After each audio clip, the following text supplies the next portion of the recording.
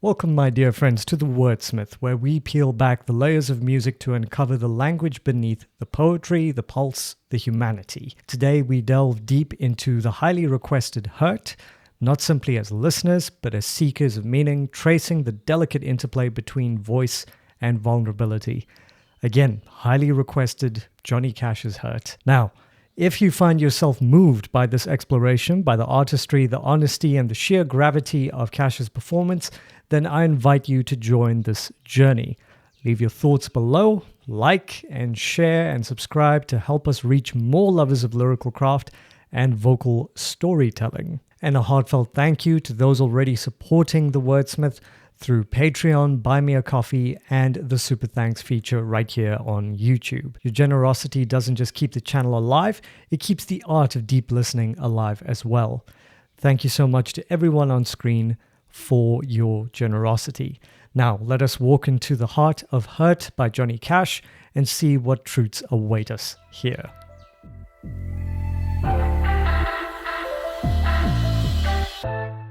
Okay, so we're about to dive straight into it. I am familiar with the original done by Nine Inch Nails.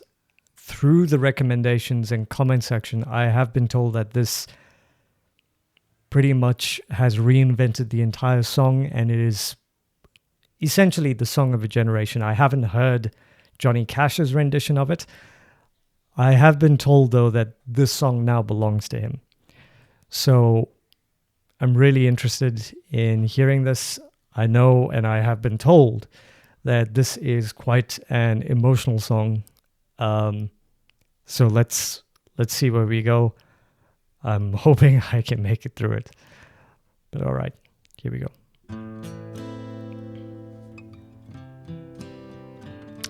That's in the key of A minor. So probably a very sad song. I hurt myself today to see if I still feel. Oh God. I focus on the pain, the only thing that's real. Oh shit. The needle tears a hole, the old familiar sting. Try to kill it all away, but I remember everything. My God. What have I become? My sweetest friend. Everyone I know goes away in the end, and you could have it all. Oh. My empire of dirt, I will let you down. I will make you hurt.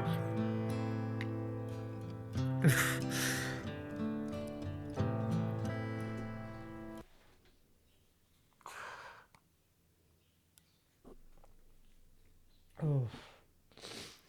Just give me a minute.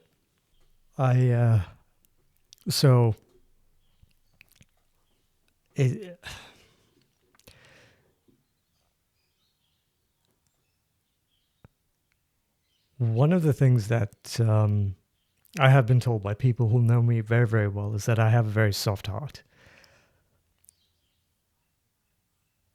And I like to think through my lyrics, but sometimes when you come across something like this, the weight and the profundity of the lyrics just pierces your very heart, and the emotionality of the song sort of hits you like a tidal wave. This song, we're only, a minute and 40 odd seconds in. I'm going to take it back a little bit. And I don't think a song has ever hit me so hard that fast. It's his voice, it's the lyrics, it's the music. It's just... Okay, so in these opening lines, Johnny Cash just lays bare the trembling anatomy of despair. I hurt myself today to see if I still feel. That's a confession drenched in brutal introspection, an act of self-inflicted pain as a desperate plea for proof of existence. The voice, weathered and fissured by time, transforms this lyric from mere melancholy into a kind of existential audit. I focus on the pain, the only thing that's real. Now, here, pain becomes not just sensation, but the final vestige of authenticity in a world dulled by loss and numbness.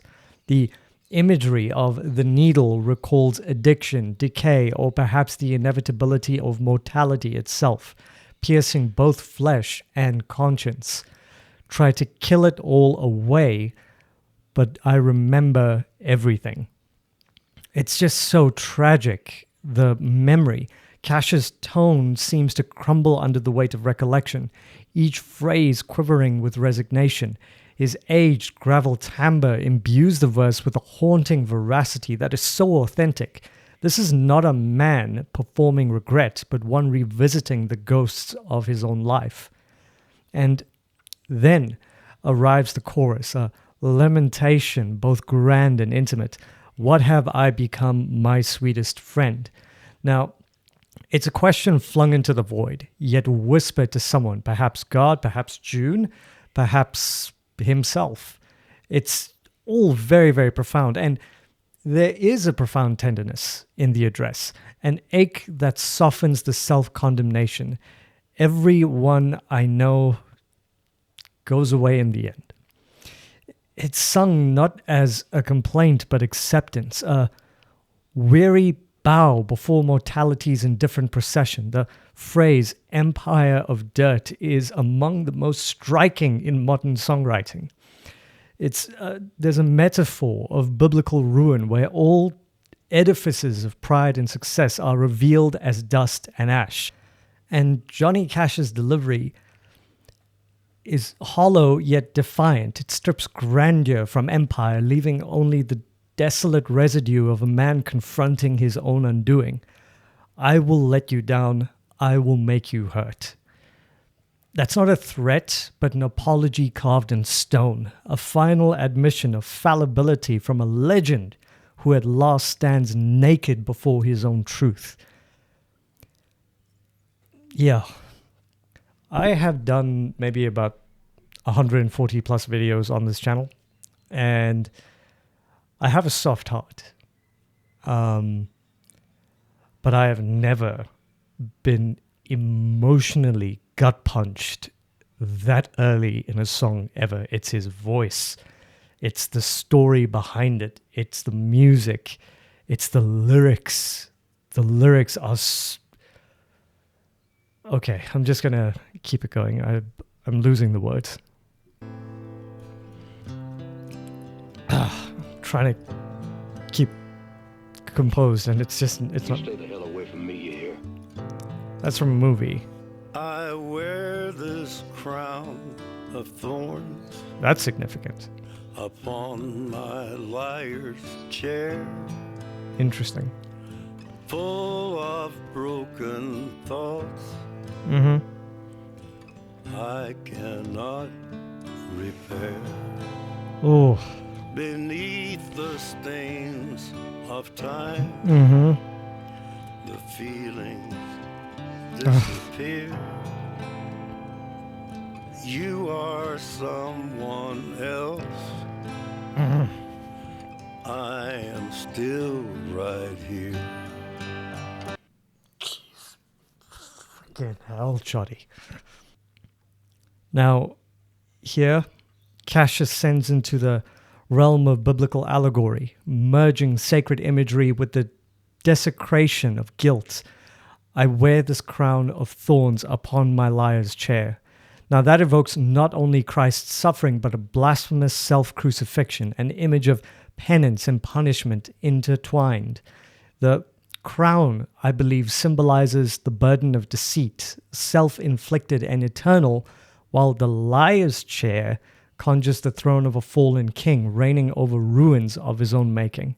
And the thing that I love is Johnny Cash's voice.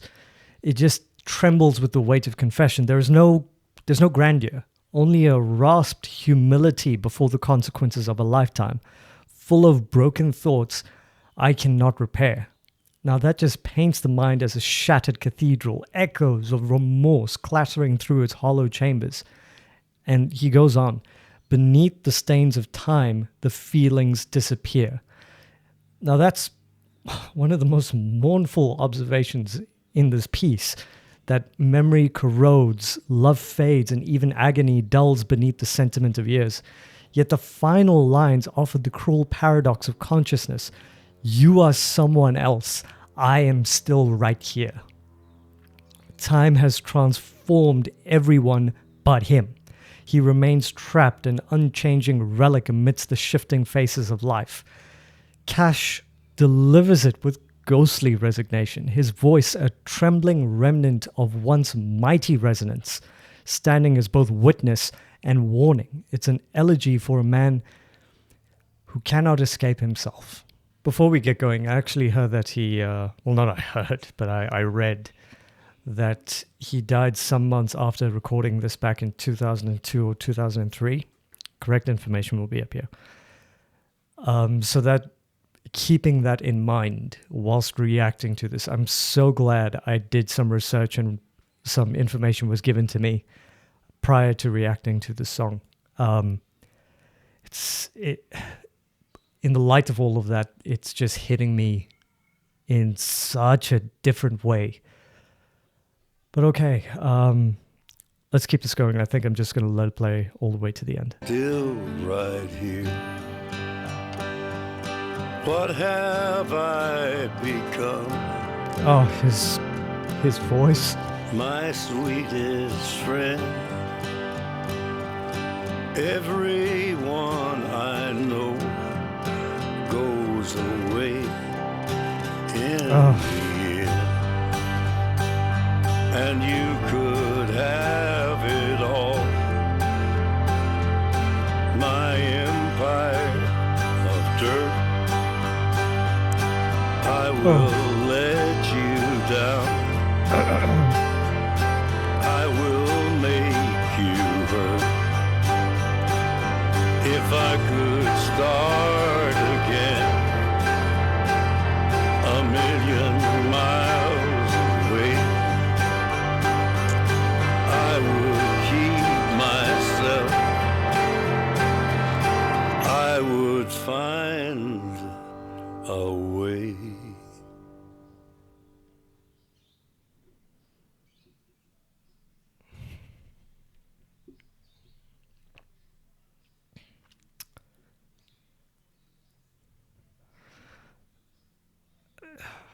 No song ever has provoked emotion like that for me. And I'm sure there are many who feel the same way. But yeah, this is a reaction and analysis video, so let's do some analysis then. But give me a minute, I just need to compose myself. Now, here the song's confessional intent. I'm kind of struggling through this, but the song is reaching its heart. It's terrible stillness. When Cash utters, "What have I become, my sweetest friend?" again, it's the same lyric, but it feels less sung than exhaled. An autumnal sigh of a man surveying the wreckage of his own mythology. The sweetest friend, again, it may be God, love, addiction like the original, or the listener himself. Yet in every case, the tenderness of the phrase deepens the despair. It is intimacy spoken through ashes. And again, the same line, but it's hitting different. Everyone I know goes away in the end. It lands with devastating inevitability.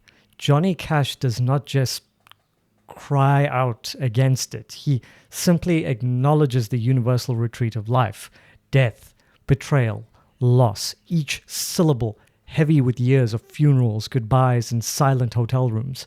When he declares, "And you could have it all, my empire of dirt," the grandeur of empire is laid bare as hollow illusion.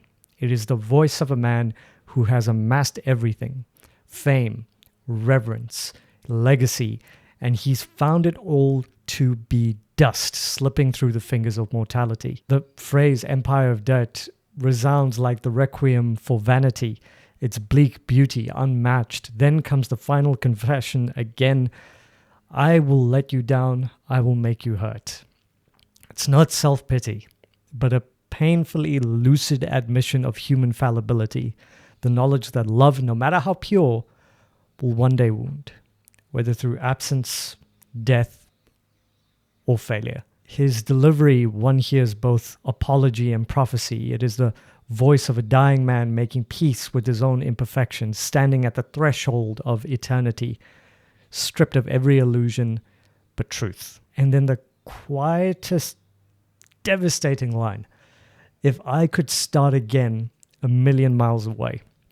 It is a wistful gaze of a soul longing for rebirth, yet knowing it will never come. Johnny Cash's tone here carries the fragility of a prayer whispered into the wind, half hope, half surrender. Now, 1,000,000 miles away is not a place, but a condition of purity, a realm untouched by regret. I would keep myself, I would find a way. These words are both redemption and lament. It is an aching dream of authenticity that perhaps eluded him in life, but there is almost unbearable poignancy in that thought that such resolve emerges only when the end is near. The old man, his hands trembling, finally sees the man he wished to be. Musically, the voice has indeed thinned, the vibrato weakened, yet within the fragility lies a grandeur no studio perfection could conjure, a holiness in perfection. The final phrase doesn't close the song. It just dissolves, it evaporates, leaving silence to complete what words cannot. It is not merely the end of a song, but the song extinguishing life's final candle. This song, it's quite simply a ravishingly intimate glimpse into the human soul laid completely flat. A performance that strikes with the quiet force of a hammer to glass. Here, a song that in its original Nine Inch Nails incarnation trembled with raw anguish over addiction and self-destruction, is now transfigured into a meditation on the inexorable passage of time, the brittle fragility of life, and the profound ache of regret. Some interesting facts here. By 2002, Cash's voice bore the exquisite patina of age and infirmity. Every rasp, every tremulous note carries the weight of a heart surgery, pneumonia, diabetes, and the inexorable attrition of the body. It is a voice that trembles yet insists upon honesty, a voice that seems to whisper directly into the marrow of the listener. The sparse acoustic arrangement, a mere skeleton of guitar, organ, string, pianos, allows this weathered timbre to dominate, each note resonating like a confession. The accompanying music video, a visual elegy, just juxtaposes the spectral frailty of Cash in the final years with flickering memories of his robust youth. And its tattered photographs, empty bottles, discarded awards, and relics of life once incandescent now fading into dust. It is a meditation on impermanence, mortality, and the bittersweet horror of memory. The heart of the song, of course, lies in their lyrics and their delivery. It's an unflinching confrontation with failures as man, father, and husband, suffused with both remorse and dignified resignation of experience. I mean, I did some research earlier, and even Trent Reznor, who is the original architect of the song, acknowledged the transmutation that occurs here. He said that this song isn't his anymore. Cash's version is not merely a cover, it is a requiem. It is a final testament, a hauntingly tender elegy in which the life and voice of the man himself infuse every line with gravitas and poignancy. It's just a rare performance where artistry and mortality entwine, rendering hurt timeless, a pine to human frailty, a confession of sins, both grand and intimate, and a luminous demonstration of how honesty, vulnerability, and inexorable flow of time can converge in art so profoundly that it leaves the heart hollow yet somehow full. If this journey has resonated with you, I would be truly honored if you'd share your reflections below. Like, comment, share, and subscribe to Call the Wordsmith if you haven't already. And once again, to my wonderful supporters on Patreon, Buy Me a Coffee, and through Super Thanks, thank you again. This was probably the best recommendation I've ever received. And let me be clear, you are the reason this space of lyrical exploration continues to grow, evolve, and breathe. So thank you again so much. Until next time, ladies and gentlemen, this is Call the Wordsmith, reminding you that every song tells a story, and every word, when truly heard, becomes a word unto itself. Until next time, be kind, be gentle, be respectful to one another, and help each other out when you can. And I'll see you lot in the next video. Take care, everyone. Cheers.